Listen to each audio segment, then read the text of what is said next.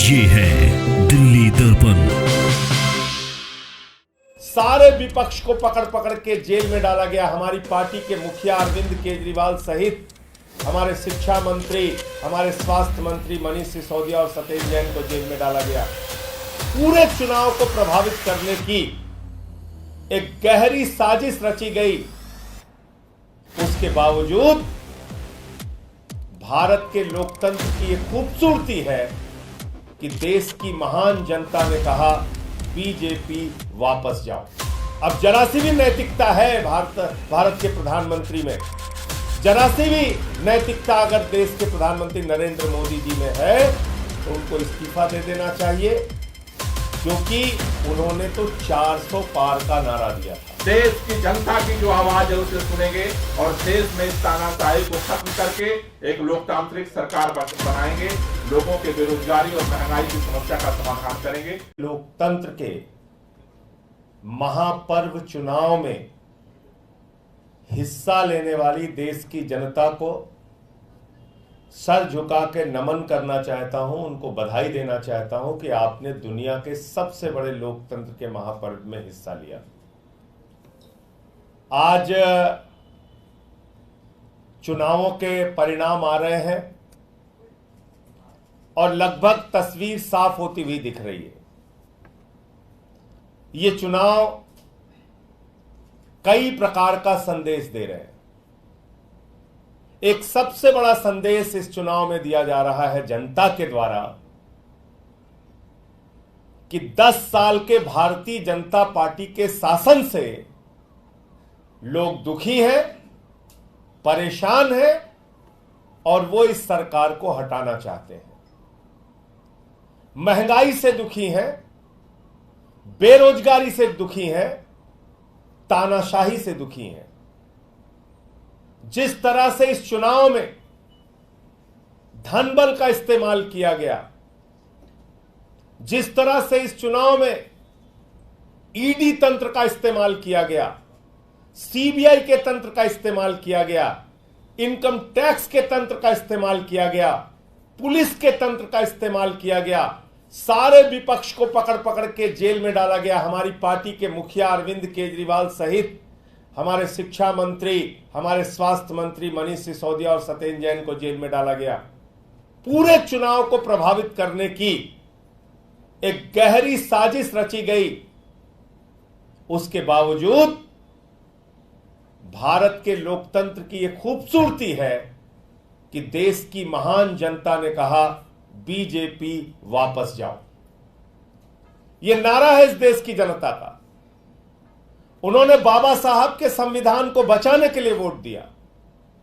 भारत में आरक्षण की व्यवस्था जो दलितों के, वंचितों के, शोषितों के, पिछड़ों के, आदिवासियों के लिए है, उसको बचाने के लिए वोट किया।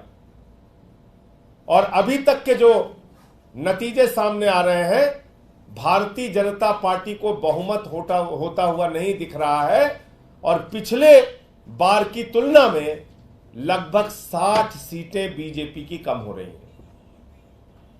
अब जरा सी भी नैतिकता है भारत के प्रधानमंत्री में, जरा सी भी नैतिकता अगर देश के प्रधानमंत्री नरेंद्र मोदी जी में है तो उनको इस्तीफा दे देना चाहिए, क्योंकि उन्होंने तो 400 पार का नारा दिया था।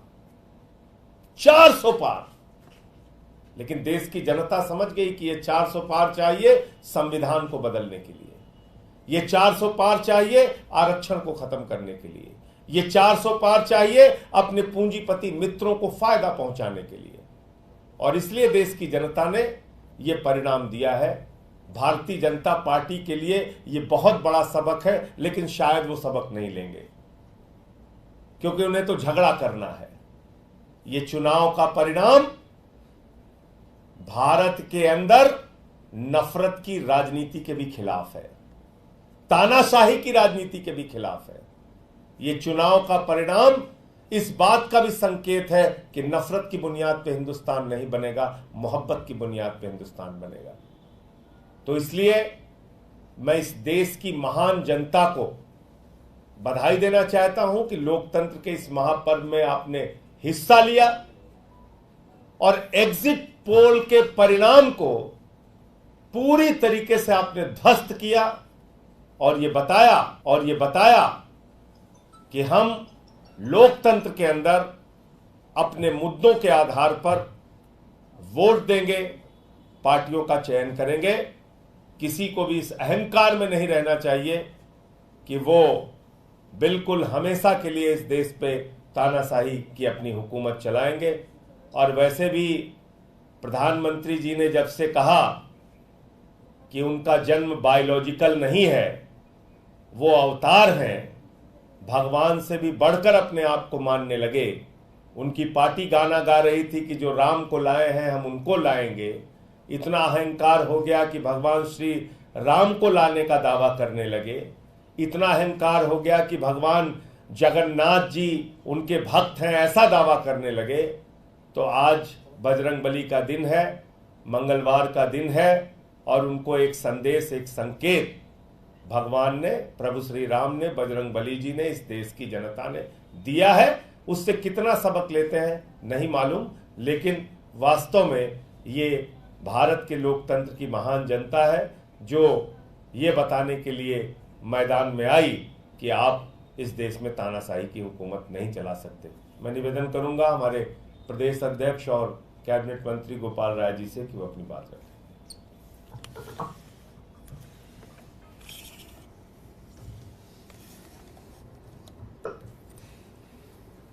जिस समय चुनाव का 7वां चरण समाप्त हुआ और एग्जिट पोल आए, 7 चरणों के चुनाव में देश की जनता लगातार ये संदेश दे रही थी कि वो भारतीय जनता पार्टी की तानाशाही को खत्म करने के लिए, महंगाई और बेरोजगारी को खत्म करने के लिए अपना जनादेश दे रही है। लेकिन जिस तरह से जनता के संदेश को जानते समझते हुए आखिरी समय में भी भारतीय जनता पार्टी ने, देश की केंद्र की सरकार ने, प्रधानमंत्री जी ने पूरे मीडिया चैनल्स को जिस तरह से मैनेज किया गया और फर्जी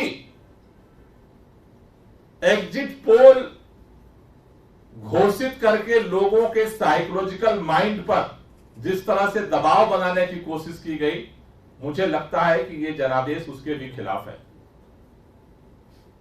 आम आदमी पार्टी ने शायद इस देश के अंदर जितनी पार्टियां हैं सबसे विपरीत परिस्थिति में हमने ये चुनाव लड़ा और हमें इस बात का भरोसा है, जिस तरह से दिख रहा है कि पंजाब के अंदर से हमारे सांसदों की संख्या बढ़ने जा रही है सदन के अंदर। दिल्ली के अंदर भी जिस तरह से भारतीय जनता पार्टी ने सोचा था कि अरविंद केजरीवाल को, मनीष सिसोदिया को, सत्येंद्र जैन को गिरफ्तार करने के बाद पार्टी खत्म हो जाएगी। सभी लोग पूछते थे चुनाव कैसे लड़ोगे, प्रचार कौन करेगा। लेकिन उन विपरीत परिस्थितियों में भी आम आदमी पार्टी के सभी कार्यकर्ताओं को मैं बधाई देना चाहता हूं।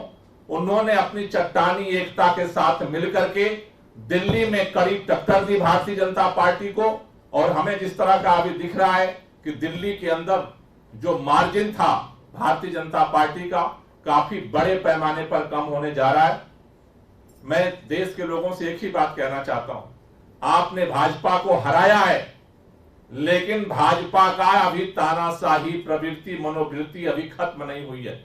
इसलिए इस देश को बचाने के लिए, संविधान को बचाने के लिए, लोकतंत्र को बचाने के लिए हम सबको मिलकर के इस लड़ाई को आगे लड़ना पड़ेगा। मैं देश के उन तमाम पार्टी के लोगों से भी अपील करना चाहता हूं जो इस देश के संविधान में, इस देश के लोकतंत्र में भरोसा रखते हैं। अपने अंतरात्मा की आवाज को सुनिए और इस देश के अंदर देश की जनता का जो जनादेश है उसे स्वीकार करते हुए इस तानाशाही को हटाने के लिए, संविधान को बचाने के लिए, एक लोकतांत्रिक सरकार बनाने के लिए आगे बढ़िए। मुझे भरोसा है कि जनता ने जो जनादेश दिया है देश की सभी पार्टियां सुनेगी, क्योंकि भाजपा के पास बहुमत नहीं है। भाजपा के पास बहुमत नहीं है। भाजपा के इतर जितनी पार्टियां हैं उन सबके पास बहुमत है। आज देश के अंदर अगर एनडीए गठबंधन में देखें, 2 मुख्य पार्टियां हैं। एक पार्टी है आंध्र प्रदेश से टीडीपी, चंद्रबाबू नायडू, 2019 में चंद्रबाबू नायडू वो नेता हैं जिन्होंने मोदी जी के खिलाफ पूरे देश में घूम करके लोगों को इकट्ठा किया। दूसरे एनडीए के अंदर नीतीश कुमार जी हैं जिन्होंने इस बार घूम करके देश भर में नरेंद्र मोदी जी के खिलाफ अभियान चलाया। ये दोनों नेता हैं, देश के लोग उनसे उम्मीद कर रहे हैं कि सही समय पर सही फैसला लेंगे और इस तानाशाही को खत्म करने के लिए देश की जनता की जो आवाज है उसे सुनेंगे और देश में इस तानाशाही को खत्म करके एक लोकतांत्रिक सरकार बनाएंगे, लोगों के बेरोजगारी और महंगाई की समस्या का समाधान करेंगे। यह देश जो उम्मीद कर रहा है, पूरे देश की हमें उम्मीद है कि जल्दी उसकी आकांक्षा पूरी हो। हमारे पार्टी के राष्ट्रीय सचिव पंकज गुप्ता जी।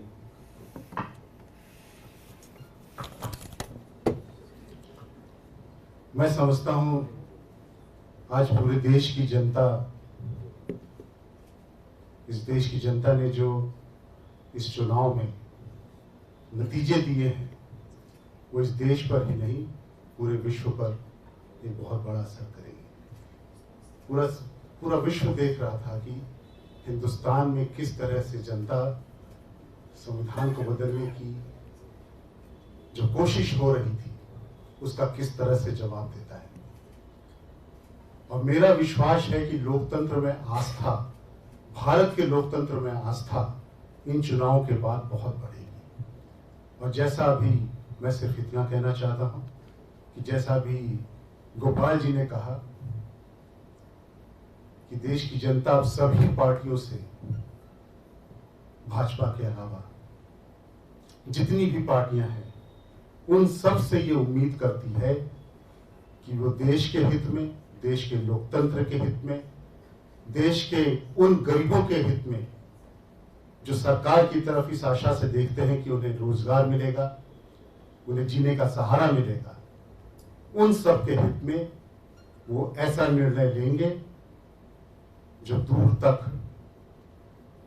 देश को आगे लेकर चलेगा। बहुत बहुत धन्यवाद। संजय जी, आप लोगों के पास बहुमत है, इंडिया ब्लॉक के पास भी आपने जो गोपाल जी ने अपील की, आपको लगता है कि सामने से खुल के उन लोगों से अपील की जानी चाहिए, क्योंकि इंडिया के पास अभी तक बहुमत? देखिए, संभवतः इंडिया गठबंधन की बैठक जल्दी होगी और उसमें आगे की रणनीति तय करेंगे।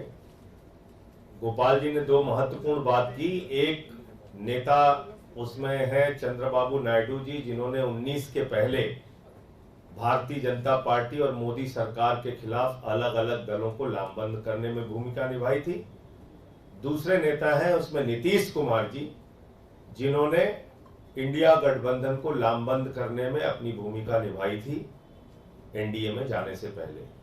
तो बाकी प्रतीक्षा करते हैं। दिल्ली पंजाब बोल चुके हैं।